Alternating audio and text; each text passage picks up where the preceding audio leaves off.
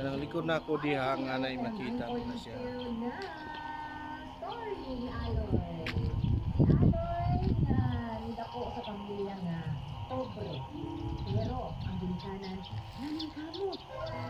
Diba? Nandito ang mga pamaagi ng idol, aron lang na makauman sa pag-eskwela, aron lang makaputin mo ang imuhang gusto, imong dream sa kinabuhi. Diba? Diba kitang options?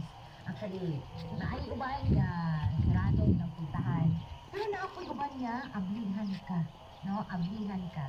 Kaya nakita nila nga maayo kang gamot, nga kay potential, o nga, gusto ka nga makahuman, ipabaw sa inyong pamilya, naayo bang tao nga makanotice anak mga idol.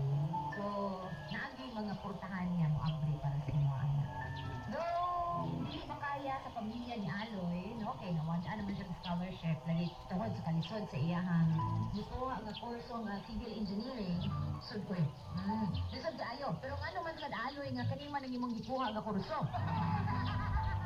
No? Oh, pero